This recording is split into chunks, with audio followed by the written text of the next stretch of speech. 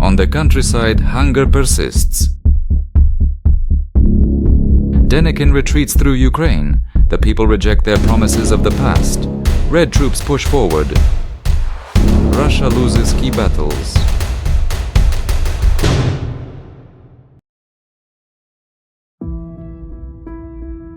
Russia stands at a historical crossroads at the dawn of the 20th century. The autocracy of Tsar Nicholas II appears unshakable. But beneath the surface, tension is building. Industrialization brings factories, but little justice.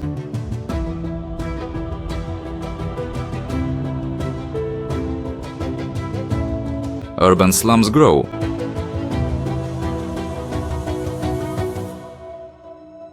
On the countryside, hunger persists. The peasantry, barely freed from serfdom, dreams of land reform.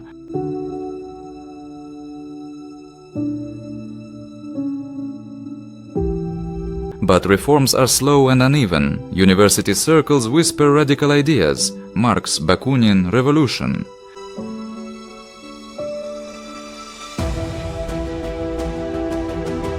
The state reacts with censorship, exile and force.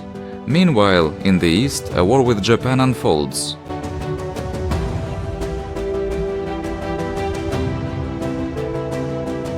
The Russo-Japanese War becomes a national humiliation. Russia loses key battles. The defeat at Tsushima is catastrophic.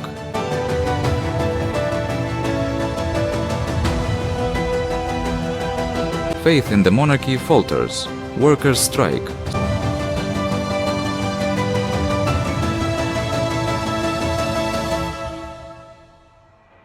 Soldiers grumble.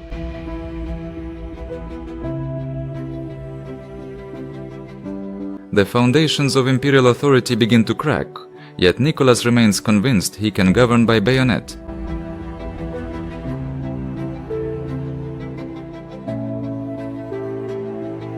He cannot.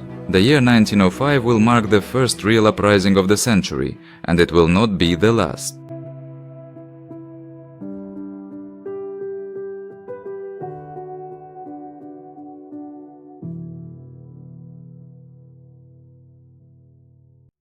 On a freezing January day, thousands march through the streets of St. Petersburg.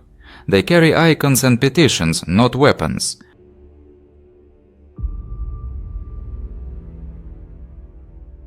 At their head, Father Georgy Gapon.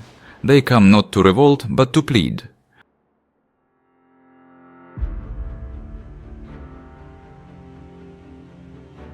What awaits them is gunfire.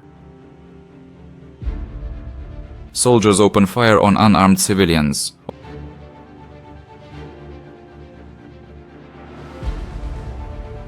Over 200 die. The myth of the benevolent Tsar dies that day.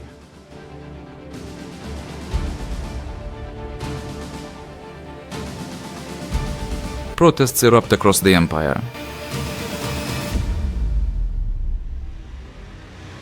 Railways grind to a halt.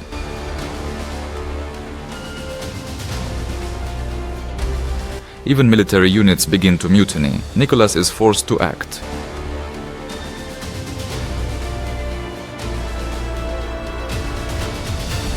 He issues the October Manifesto. It promises civil rights and a national parliament, the Duma. Some liberals accept, radicals do not. The monarchy survives, but barely. The Duma is weak. Censorship and repression continue. Hope turns into bitter cynicism.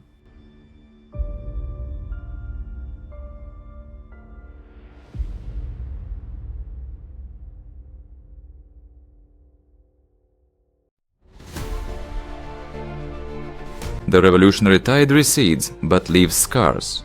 Premier Stolypin leads with both carrot and stick. Reforms aim to create a loyal peasantry. Land ownership is encouraged, but repression is ruthless. Thousands are executed by Stolypin's necktie. The Duma is sidelined. Censorship returns. Yet the problems remain: urban poverty, peasant unrest, ethnic tensions in Poland, the Caucasus and beyond. Bolsheviks and revolutionaries reorganize underground. Stolypin's gamble for reform teeters. In 1911 he is assassinated. His death marks the end of hope for peaceful transformation. Nicholas turns inward. Russia stagnates. The next crisis will be global.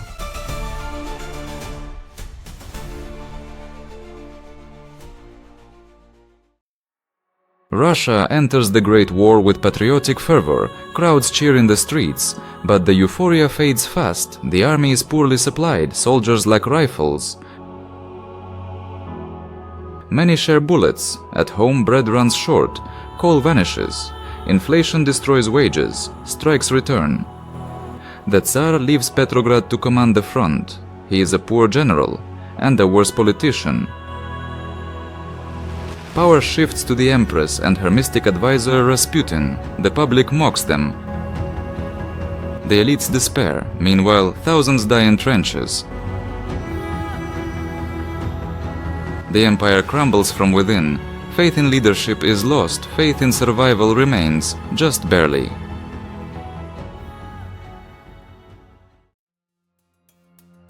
It begins with bread. Women protest food shortages on International Women's Day. Workers join. The strike spreads. The military is ordered to shoot and refuses. Barracks erupt in mutiny. Police flee. Chaos reigns. In just 1 week, the Tsarist regime collapses. On March 2nd, Nicholas abdicates. 3 centuries of Romanov rule end in a train car. A provisional government takes power. Liberals and moderates celebrate. But power is shared uneasily with the Petrograd Soviet. A double power structure emerges. Hopes soar. So do anxieties. Russia stands on a knife's edge.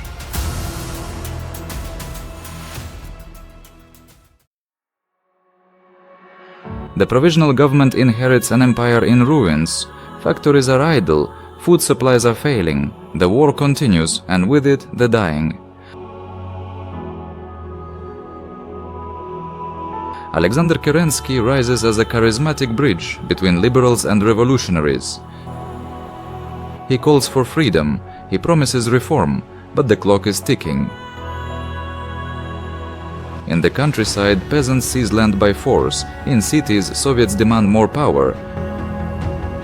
Workers want bread, soldiers want peace, but Kerensky keeps Russia in the war. Lenin returns from exile with German help.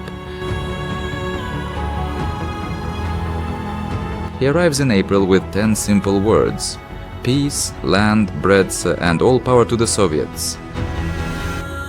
The crowds listened. The provisional government listens too and begins to fear. The revolution has only just begun. Lenin wastes no time. In a fiery speech at Finland Station, he lays out his vision. No compromise with the provisional government, no support for bourgeois democracy. The Soviets must rule. The war must end. Land must be given to those who till it.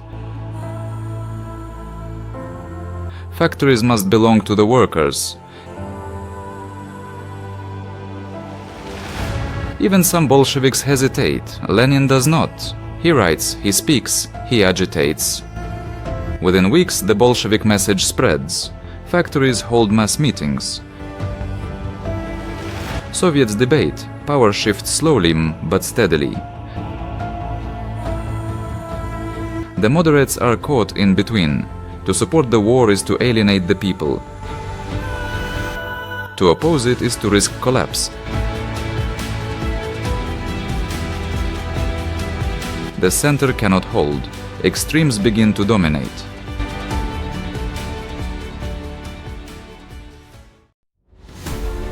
In early July, unrest boils over. Tens of thousands march in Petrograd under Bolshevik slogans. The demonstration is armed and chaotic, no clear leader, no unified message. The provisional government cracks down. Troops loyal to Kerensky fire into crowds. Hundreds are killed. The Bolsheviks are blamed. Lenin flees to Finland. The party is banned. For a moment the tide seems to turn. Moderates breathe a sigh of relief. The state still holds, but underneath loyalties are shifting. The army is exhausted, the people are hungry, the Bolsheviks are wounded, but not broken.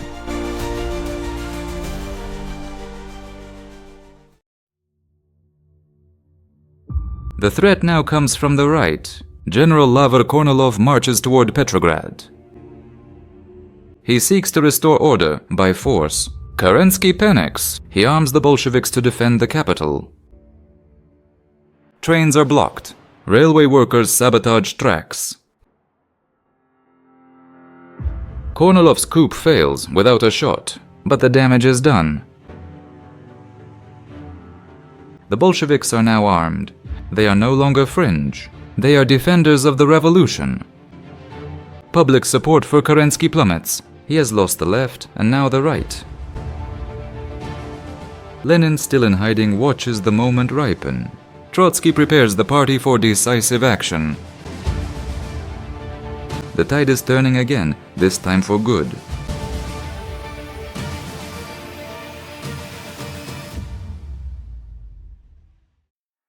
September brings cold winds and colder hearts. Strikes grow. Soviets multiply. Peasants seize land openly. Soldiers desert in droves. Kerensky is paralyzed. His authority crumbles. Trotsky is elected chairman of the Petrograd Soviet. He organizes the Red Guards. Bolsheviks gain majority in key cities. Lenin returns from Finland in disguise. He writes day and night. There is no time. The revolution must be armed. His comrades argue. But the calendar speaks. Winter nears. Chaos spreads. In backrooms and barracks, the October uprising is forged. It is no longer a question of if, but when.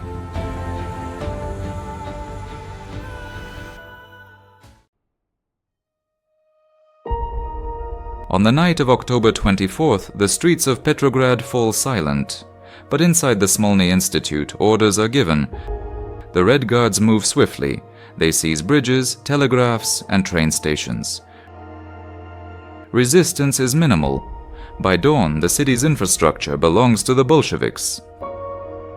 Kerensky flees in disguise. The Winter Palace is the final holdout. Government officials are trapped inside, terrified, uncertain. Cannons from the Aurora cruiser are aimed at the palace. Shots ring out, not to destroy, but to paralyze. By midnight, the palace is stormed.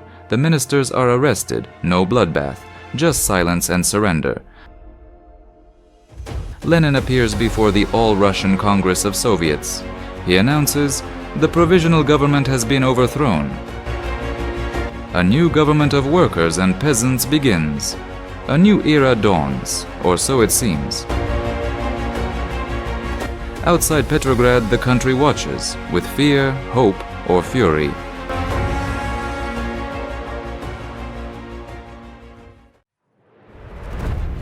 The Bolsheviks claim control, but control is fragile.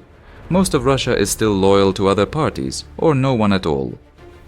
Civil servants resist. Railways refuse orders. In the countryside, peasants riot. Not for Lenin, but for land. The army disintegrates. Soldiers go home. Factories lack coal, food, and order. In Ukraine, independence is declared. In the Caucasus, fighting erupts.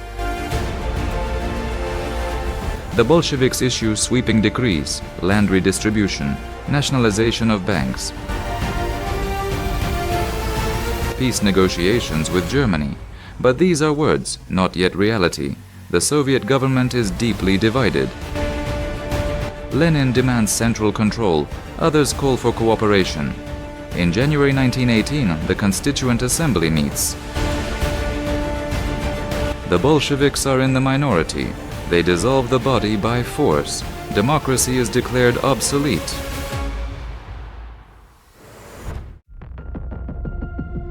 Germany demands peace, but on brutal terms. Ukraine, the Baltics, Poland, gone. Trotsky hesitates. He wants no peace, no war. Lenin insists, survival first. The treaty is signed. The price is enormous. 1/3 of Russia's farmland, half its industry, over 60 million people. Outrage spreads. Even Bolsheviks are appalled, but Lenin gambles. A painful peace now. For a global revolution later. That revolution never comes, but the war ends. For Russia, a new one begins.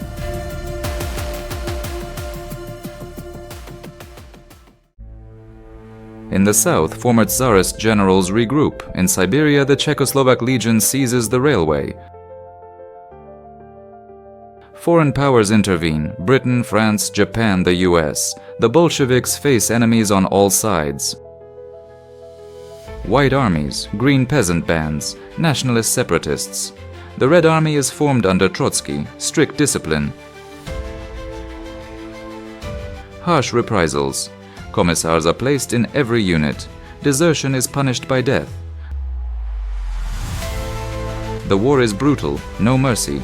Whole villages are burned. Executions are common. Russia tears itself apart. The Tsar and his family are executed in July 1918. No trial, no warning, just bullets in a basement.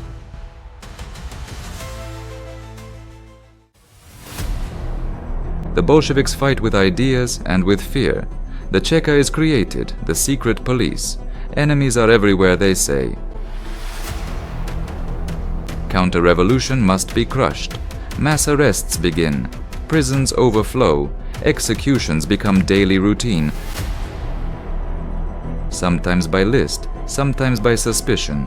Nobles, priests, liberals, even old allies disappear.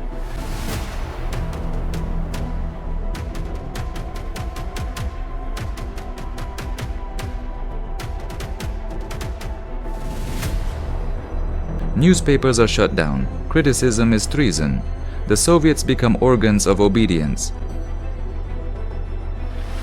Peasants resist grain requisitioning. They are shot. Workers strike. They are arrested.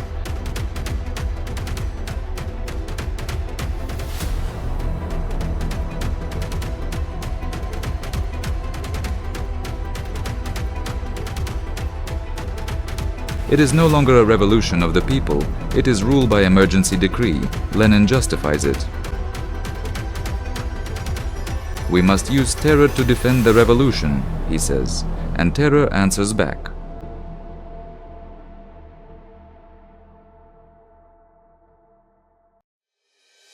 Russia is collapsing. The civil war cuts supply lines, spreads disease, and empties cities. In Petrograd, people boil leather for soup. In the Volga region, famine kills thousands.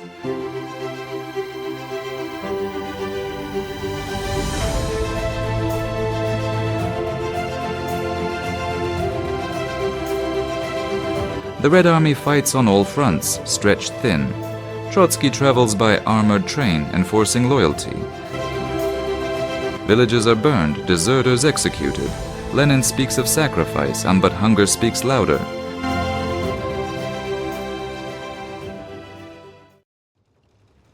White generals quarrel and their armies crumble. Kolchak is captured and shot. Denikin retreats through Ukraine. The people reject their promises of the past. Red troops push forward. By winter, the last white ships flee Crimea. The Bolsheviks win, but inherit a broken nation.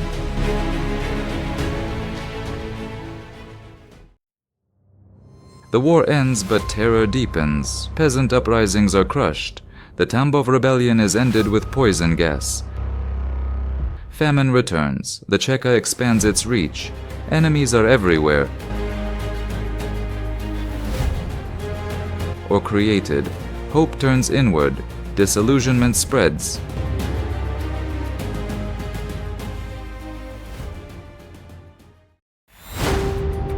The sailors of Kronstadt rise against the regime they once helped build. They demand freedom of speech, fair rations, and open elections. The Red Army crosses the frozen bay. The uprising is crushed. Thousands die. Lenin sees betrayal. The rebels saw lost ideals.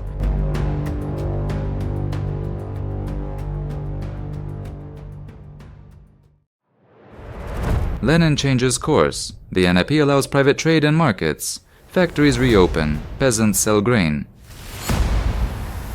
It's a tactical retreat, not surrender. The famine fades, but repression remains.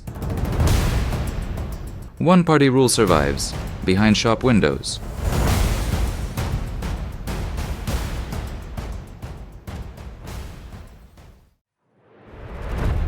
Lenin's health begins to fail. He suffers strokes, loses speech, and writes obsessively.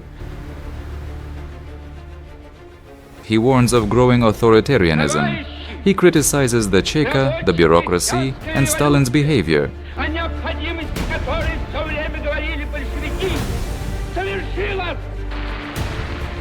But his voice is fading. Stalin, now General Secretary, builds quiet power. The Politburo shifts around him. Lenin tries to remove him, too late. By 1923, Lenin is politically paralyzed. The revolution's architect watches it slip beyond his reach.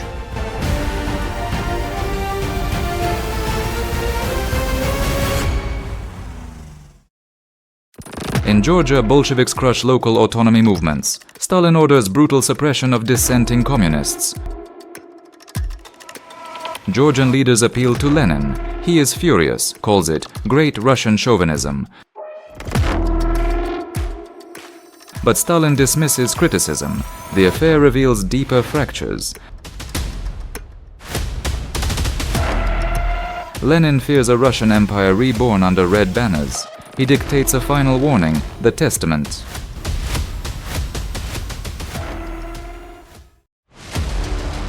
Lenin knows his time is short. Between strokes, he dictates warnings. His mind is still sharp, but his voice is failing. He writes of Stalin's growing power. He warns the party, Stalin is dangerous. Too rude, too centralized, too brutal. Lenin notes. He criticizes other leaders too, Zinoviev, Kamenev, even Trotsky. But Stalin is the focus. Lenin wants him removed from the post of General Secretary. Few in the Politburo listen.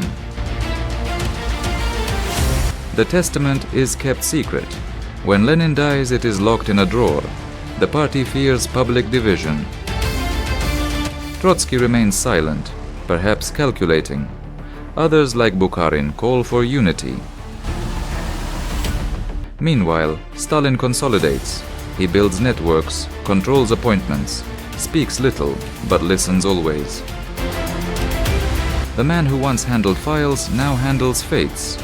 Lenin's final words never reach the people. Only a few comrades read them and quietly move on. The revolution enters a new phase, one Lenin never planned.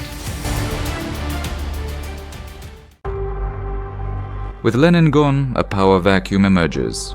Trotsky is charismatic, brilliant, and arrogant. Stalin is silent, calculating, and everywhere. Trotsky controls the army. Stalin controls the party machine. Publicly, they appear united. Privately, tension grows. Trotsky proposes permanent revolution, spreading socialism abroad. Stalin promotes socialism in one country. Stability at home, Trotsky's speeches ignite crowds. Stalin's silence wins votes. Zinoviev and Kamenev side with Stalin, fearing Trotsky's ambition. Slowly, Trotsky is isolated. Smears appear in party newspapers. Committees reject his proposals. He is sent away on vacation. Power shifts, not with battles, but ballots. Lenin dies quietly in Gorky. No speeches, no revolution in his final breath, only silence. The nation weeps. Stalin arranges the funeral. Trotsky is sent the wrong date and misses it. Crowds fill Red Square. Posters declare, "Lenin lives on," but his voice is gone. Stalin speaks over the coffin. He promises to protect Lenin's legacy, then begins reshaping it. Lenin's body is embalmed. His image becomes sacred. His warnings, forgotten. Lenin is gone, but his image remains everywhere. Streets are renamed, statues rise in every city. His body is embalmed, laid beneath glass. Pilgrims queue in silence to see a man they once heard. Lenin becomes more than leader, he becomes legend. But this is no spontaneous grief. Stalin directs the mourning. He calls Lenin the teacher of the revolution. Quotes are selected, rewritten, simplified. Posters show Lenin speaking, with Stalin beside him. In reality, they were rarely together, but the new myth demands proximity. In speeches, Stalin praises Lenin daily. He links himself to the revolution's spirit. By honoring the dead, Stalin strengthens the living structure, himself. Lenin's testament is buried, criticism is forgotten, only obedience remains. Schools teach Lenin's story, the edited one. Churches may be silent, but this new cult has sermons, and Stalin becomes its high priest. A revolution once meant to erase idols now builds its own.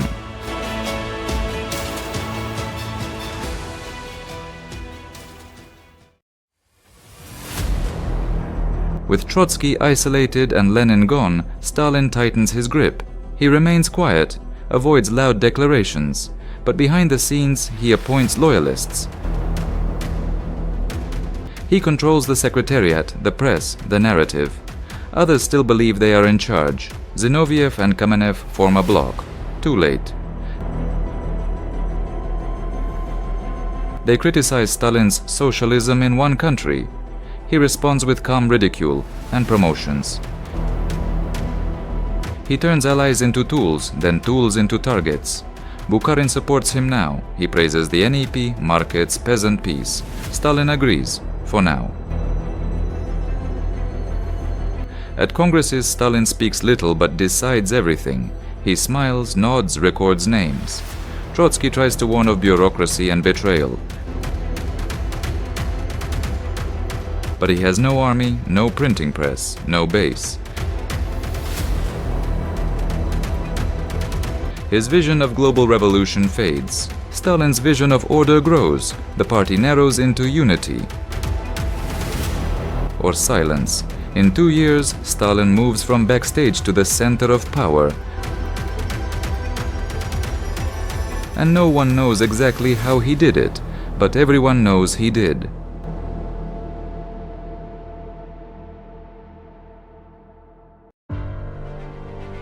The left opposition makes one last stand. Trotsky, Zinoviev and Kamenev unite. Old enemies now desperate. They write letters, distribute leaflets, speak in party cells. They warn of rising repression, of lost ideals. But Stalin controls the narrative. Newspapers mock the defeated generals.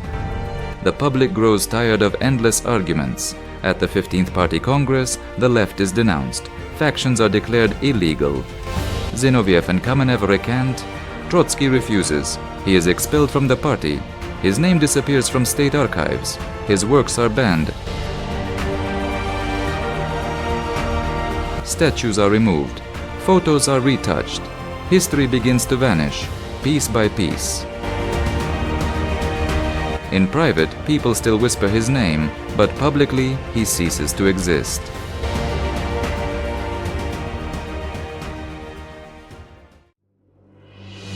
Stalin stands alone, no rivals, no open challenges. He promotes industrialization, calls for 5-year plans and revolution from above. The NAP is over, markets are closed, grain is seized, peasants resist and are crushed. The last opposition voices are gone. Bukharin warns of disaster. Stalin ignores him. New slogans fill the air. Stalin is the Lenin of today. Books say it, banners scream it, children sing it, even silence feels like applause. Soviet democracy ends not with gunfire, but paperwork. Votes still happen. Only one name is on the list. The revolution's argument is over. Now it marches.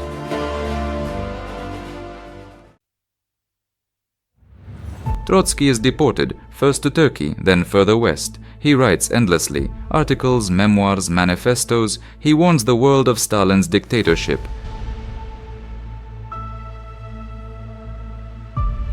Few listen. He is watched, followed. His family is scattered, persecuted, or killed. He feels the walls closing, but still believes.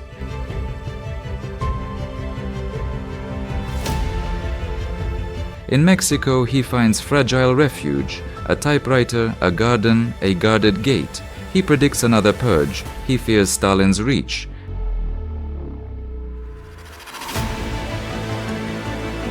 And he is right. But for now, he writes, the exiled prophet, the last voice of the old revolution, alone but unbroken.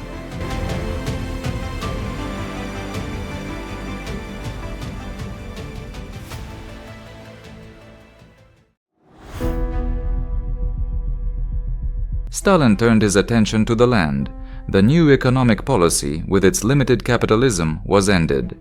Private farming was declared class war.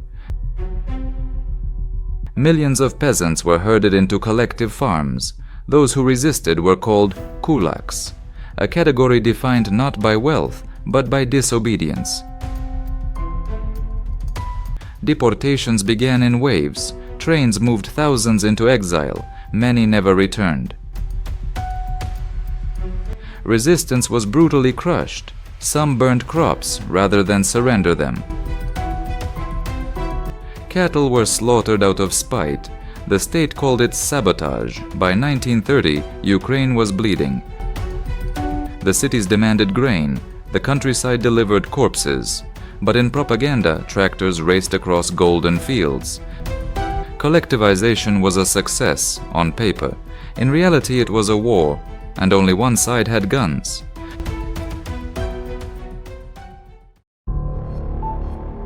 Officially, there was no famine, but whole villages were starving. Ukraine was hit the hardest. Mothers fed bark to children. Roads were lined with the dead.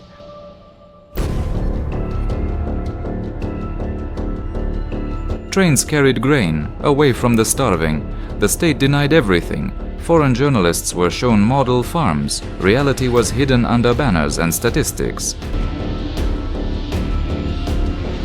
To speak of famine was treason. To die of it was silence. Even party members whispered. But Moscow listened only to reports of success. History would call it the Holodomor. The regime called it progress.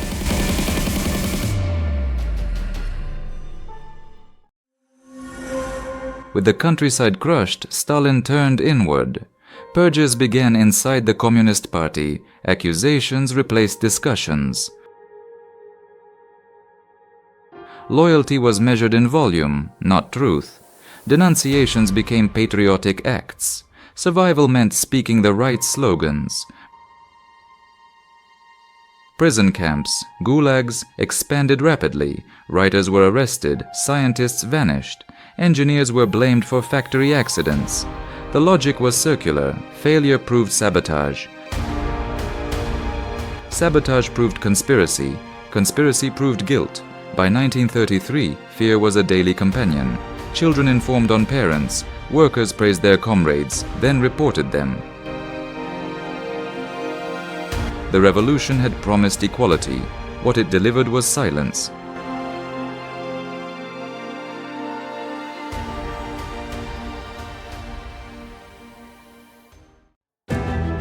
The year began with hope and ended in blood.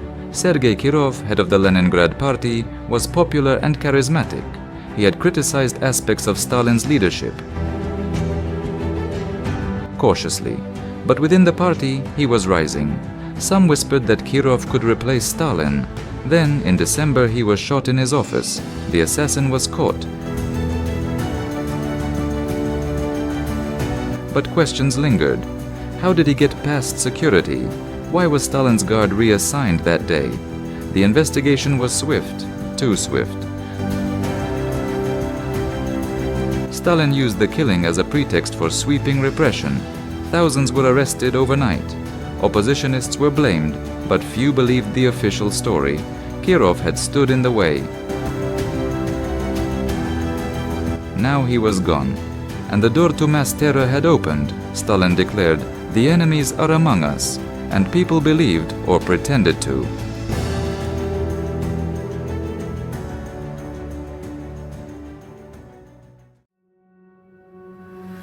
The Great Terror had not yet peaked, but it had begun. Accusations flew in every direction. Party members were told to prove their loyalty. How? By naming traitors. By denouncing the insufficiently enthusiastic. By showing vigilance. Fear spread faster than logic. Old revolutionaries were labeled spies. Confessions were extracted under torture. Executions followed. The NKVD, the secret police, grew in power. Files were opened. Whispers became death sentences. Stalin didn't need evidence, he needed obedience. And fear made people obedient.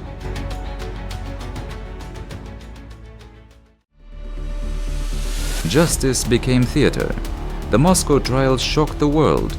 Old Bolsheviks, heroes of 1917, stood in court and confessed.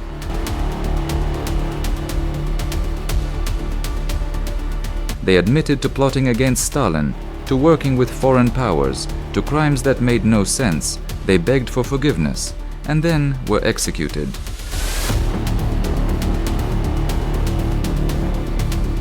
Observers abroad were baffled, but Soviet citizens watched in silence. Why would they confess if they were innocent? The answer: torture, threats, broken minds. Their children were threatened, their wives already jailed. The logic was inverted. Only the guilty denied guilt. The show was convincing, if you wanted to be convinced. And in Stalin's USSR, wanting the truth was dangerous.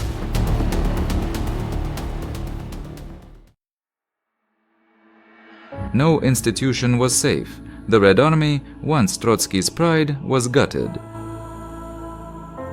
Marshals, generals, colonels, arrested, tortured, executed. Stalin feared disloyalty more than defeat. Even the smallest suspicion meant death.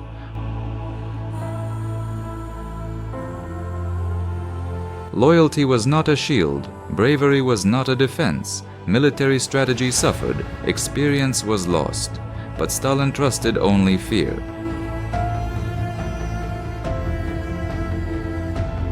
By 1938, over 30,000 officers were purged. The army saluted the portraits, but not the future. A war was coming, and it would find the USSR unprepared.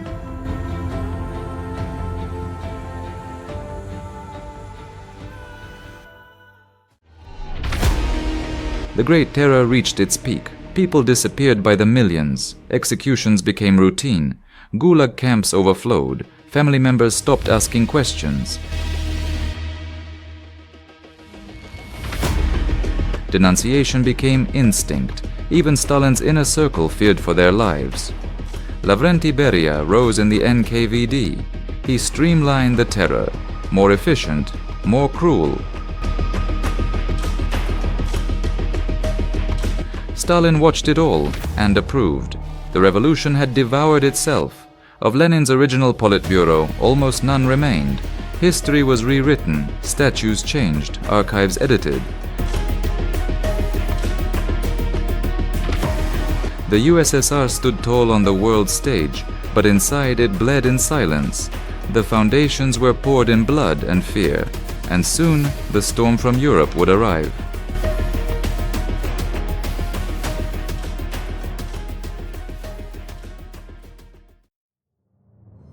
Europe stood on the edge of war. Hitler had annexed Austria and taken Czechoslovakia. Stalin watched from Moscow, calm, calculating. The West hesitated. Britain and France distrusted the USSR. Stalin distrusted them more. Then in August 1939, a bombshell, the Molotov-Ribbentrop Pact.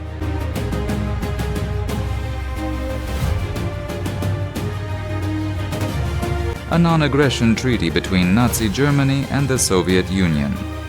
Publicly, it shocked the world. Privately, it was worse.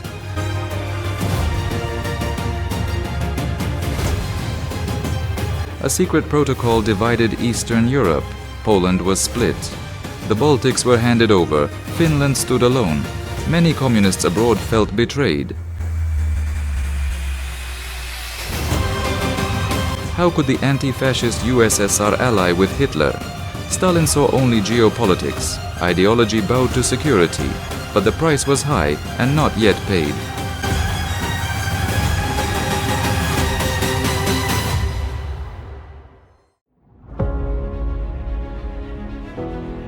In November 1939, Soviet troops invaded Finland. The USSR demanded territory for defense. Finland refused.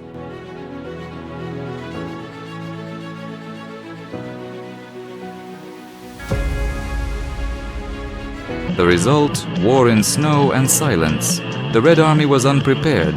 Finnish ski troops used terrain and cold as weapons. Whole Soviet divisions were lost.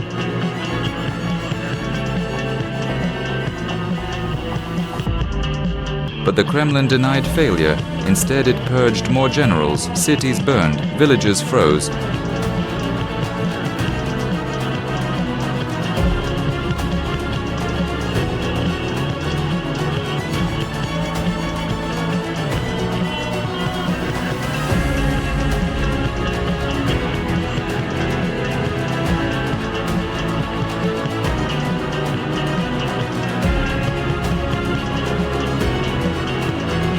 Eventually, Finland ceded land, but it remained independent. The war showed the world. The Red Army was not invincible, and Hitler took note. While the world focused on Germany, Stalin acted. The Baltic states, Estonia, Latvia, Lithuania, were absorbed. Annexation followed occupation. Spheres of influence between the two of them. The Soviet Union got Finland, Baltic states and the eastern portion of Poland, and Germany got the major part of Poland. In effect, Stalin gave Hitler the green light to launch his invasion of Poland. After Poland had been crushed, then it was only a matter of time when Stalin would cash in on the rest of his deal with Hitler. He issued ultimatum to the three Baltic states in September and October of 1939.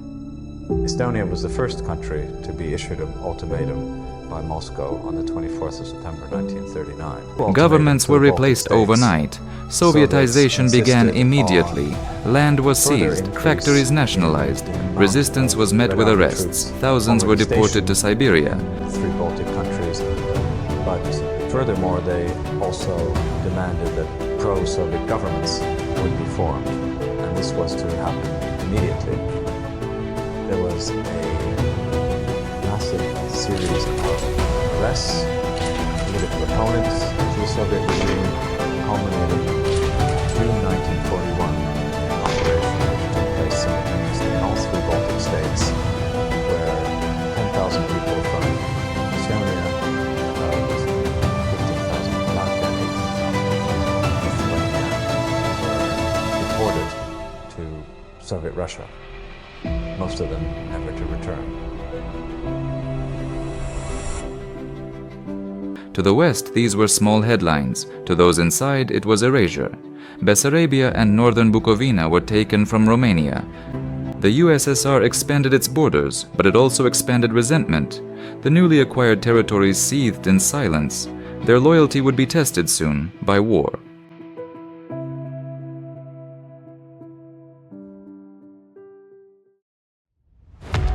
June 22, 1941. At dawn, the skies roared. Germany invaded the Soviet Union. The pact was broken. Millions of Wehrmacht troops crossed the border.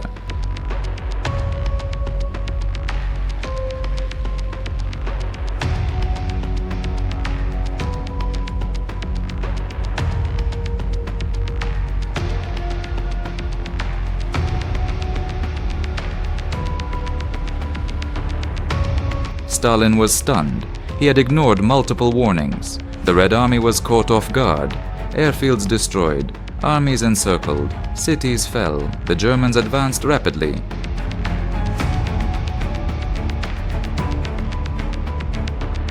Stalin disappeared from public view for days. When he returned, his tone was different. Not Marxist slogans, but Russian patriotism. The war was now not for socialism, but for survival. Немецкие захватчики хотят иметь истребительную войну с народом СССР. Что же, если немцы хотят иметь истребительную войну, они ее получат.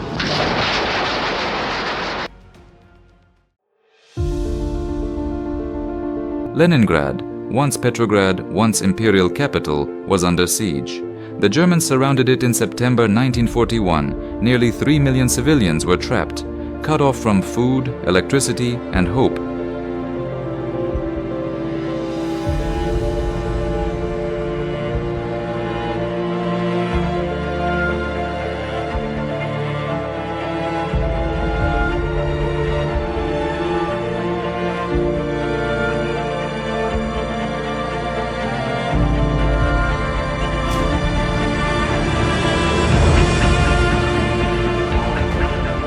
The siege would last 872 days. Bread rations dropped below 125 grams a day. People boiled leather belts to survive. Cats and dogs disappeared. Throughout the autumn. By late November, they were at their lowest ebb for the entire duration of the siege. Manual workers were receiving only 250 grams of bread per day, 1/3 of their normal requirement. Without water for sanitation and basic medical supplies, disease became inevitable. Winter turned the city to ice. Bodies lay in the streets, untouched, but the city did not fall. Art continued. Symphonies performed in freezing halls. Children memorized poetry by candlelight. The Germans bombarded from the air, but the spirit held. It became a symbol of suffering and resistance, and of a war that had no mercy.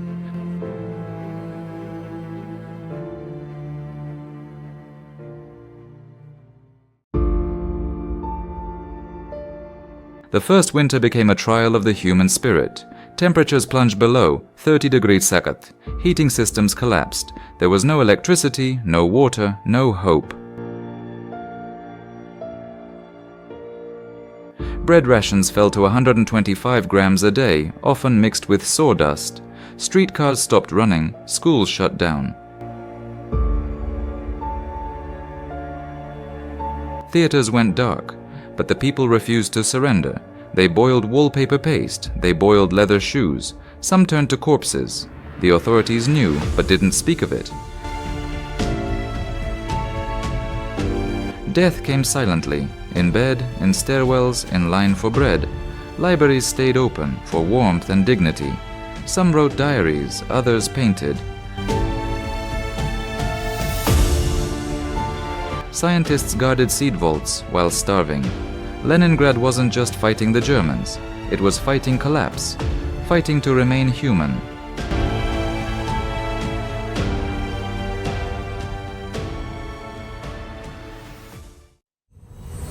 Lake Ladoga became salvation and a grave. In winter, trucks crossed its frozen surface, the road of life. They brought flour, canned food, medicine.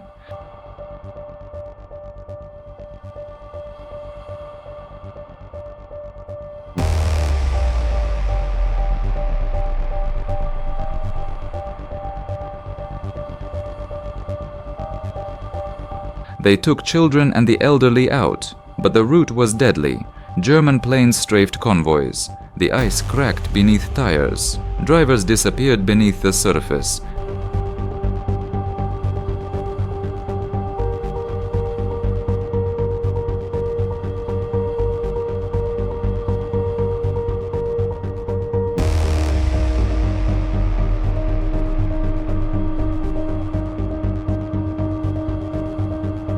Many never returned, but the trucks kept coming, night after night.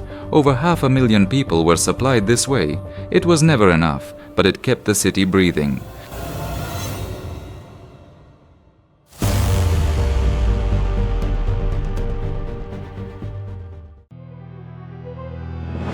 As bombs fell, symphonies rose. On August 9, 1942, Karl Eliasberg conducted Shostakovich's 7th Symphony, the Leningrad.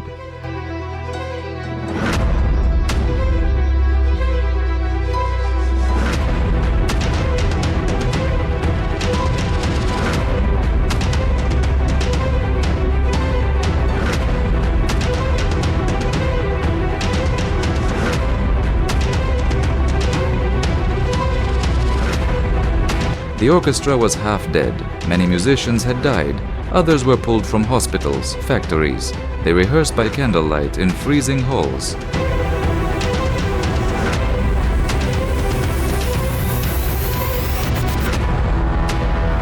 Loudspeakers broadcast the performance across the city and beyond the front lines. Even the Germans heard it. A sound like defiance. We are still alive. Theaters performed underground. Writers read to starving crowds. Children wrote poetry. This wasn't escapism, it was resistance. A way to remember who they were and what they refused to lose.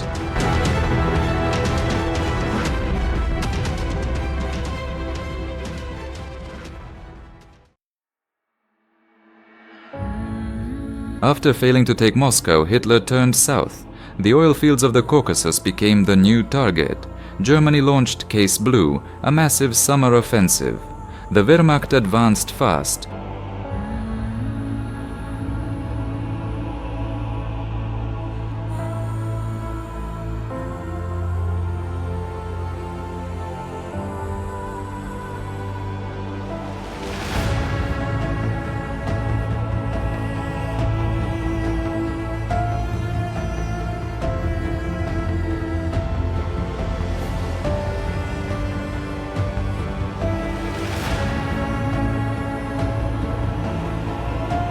Through the Don, the steppe, the burning plains.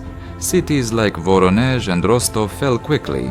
The Red Army was disorganized and exhausted, but one name now loomed large.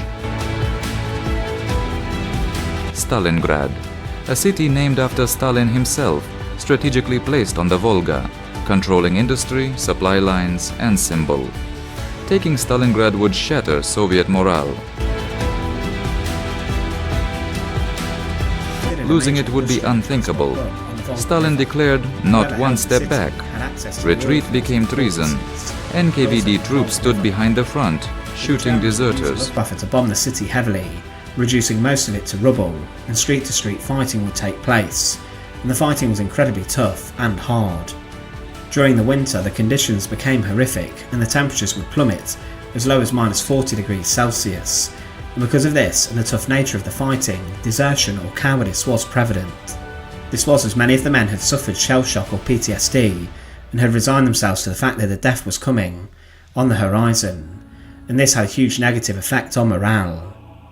Stalingrad in particular was known for its horrific fighting. This had a huge effect on those. Civilians were conscripted, teenagers handed rifles, barricades built from rubble. The stage was set, not just for a battle, but for a legend soaked in blood.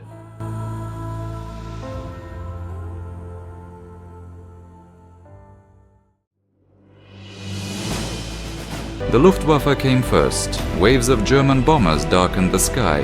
On August 23rd, they unleashed fire on the city.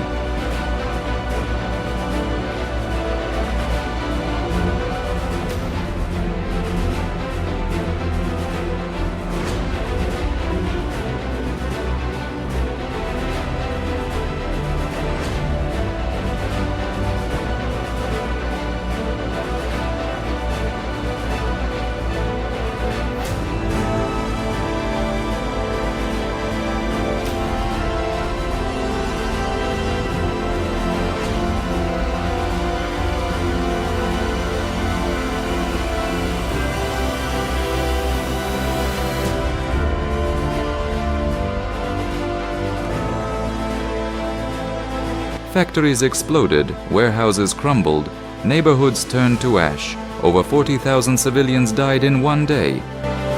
The Volga glowed orange at night, bodies floated along its current. But the people didn't flee. They couldn't. The bombing didn't break the city. It turned it into a battlefield.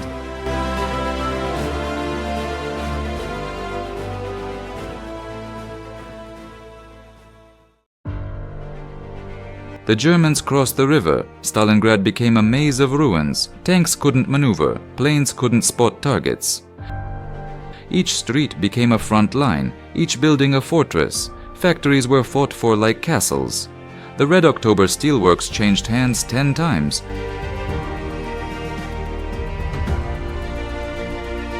Soviet snipers hunted from chimneys. German flamethrowers cleared basements. Bodies piled in stairwells. Soldiers fought with bayonets, bricks, bare fists. Neither side gave ground. Food ran out. Water came from puddles. No one slept. Every hour was survival.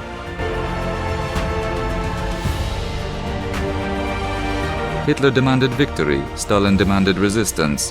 No one asked what it would cost.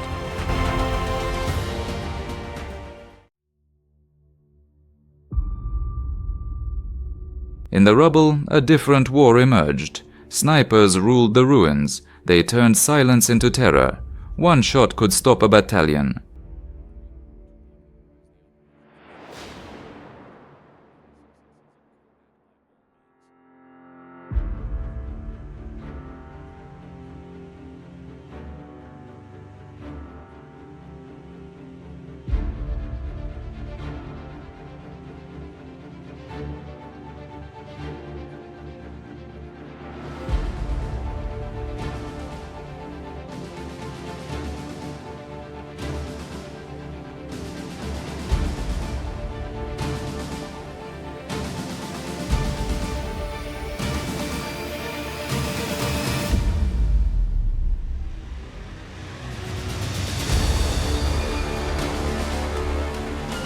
Soviet sniper Vasily Zaitsev became a legend.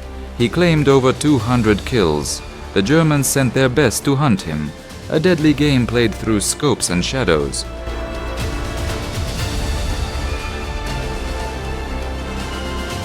The sniper war was psychological, invisible, and lethal.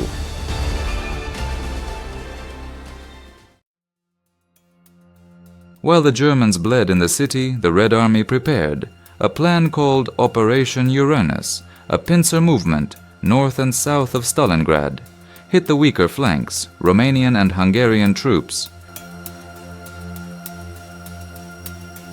Not elite Germans, but stretched lines. The Soviets attacked on November 19th. Snow fell, tanks moved fast. Within days, the trap closed.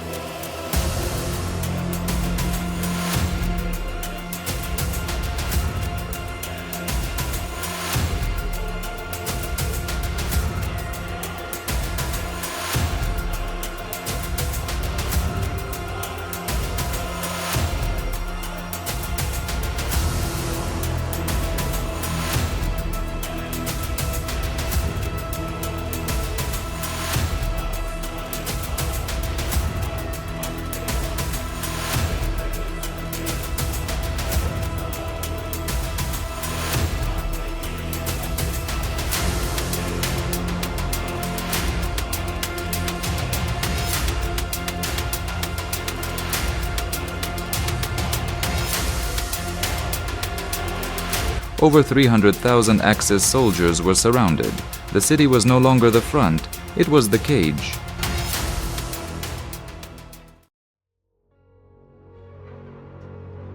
The encirclement was complete. The 6th Army, over 300,000 soldiers, was trapped in the ruins of Stalingrad. Temperatures fell to minus 30 degrees. Fires barely warmed hands, let alone barracks.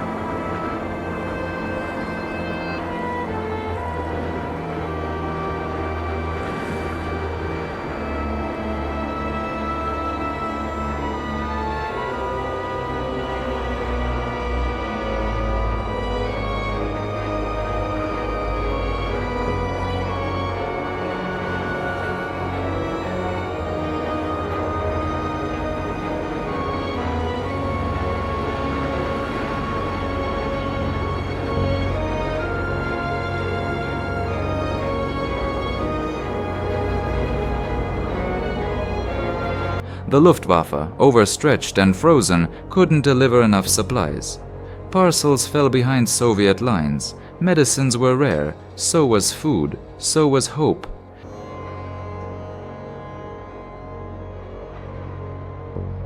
Inside the pocket, discipline began to fray.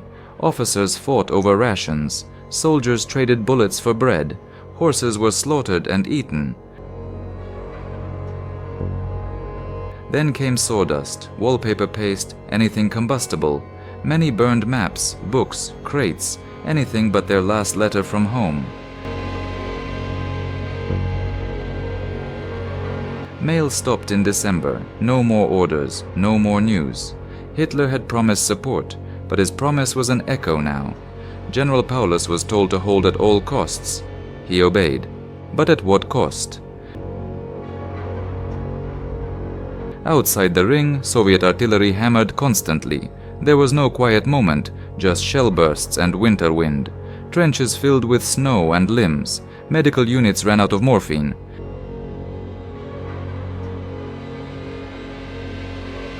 Amputations were done with vodka and belts. One officer wrote in his diary, "We are no longer an army. We are a shadow with rifles." Radio operators worked until their hands bled.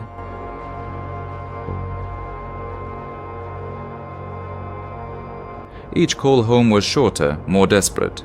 Send fuel, send bread, send God. But the sky was empty, and the enemy was everywhere.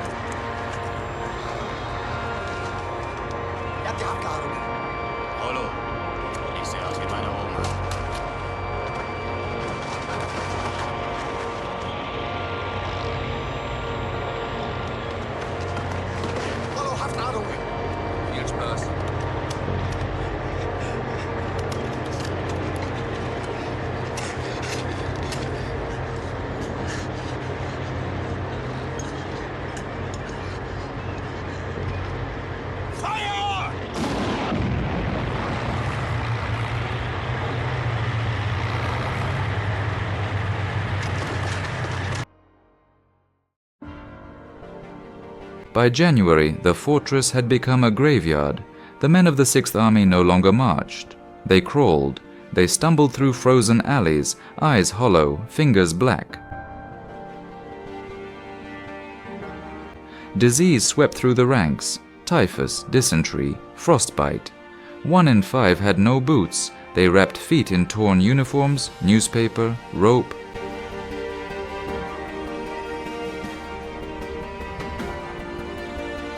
Wounded lay in basements with rats and ice for company. Hospitals no longer healed, they simply delayed death. There were no more antibiotics, no painkillers, no faith.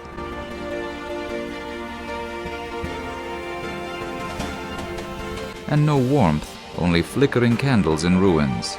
Entire units vanished in silence, without orders. One soldier died clutching a spoon, his last possession.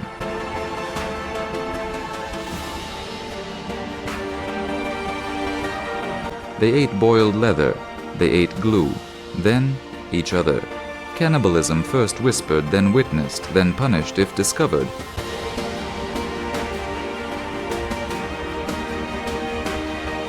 But what could a tribunal do? There was no law left, only snow. Hitler ordered, fight to the last man. Russians have got the humanity and basic common sense to say, look, Paulus, I think you're a bit stuck here, and all your men are going to die. Is it not better for you and for everybody if you just surrender, right? There's no other option, really. Paulus, of course, radios this back to Hitler. We can't break out. Can I please surrender? Hitler just thinks this is insanity. Well, why would you want to surrender? It is far better for you just to fight to the last man. He just thinks of these people as just constituents of a square on a map and nothing else.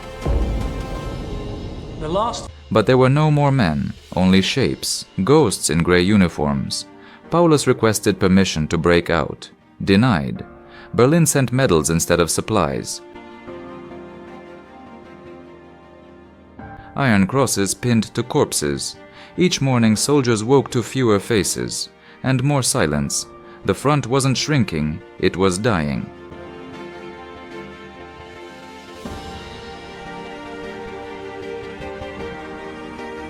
The Red Army closed in with brutal precision.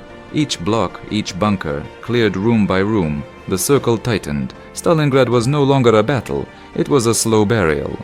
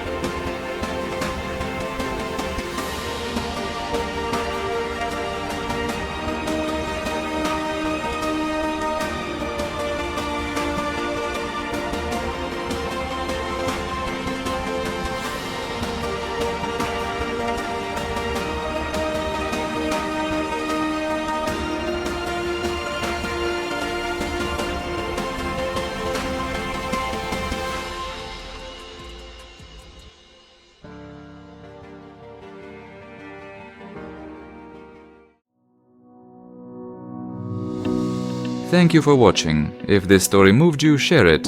If it taught you something, leave a like. And if you want more untold history, subscribe. Every voice helps these stories reach further. See you in the next story.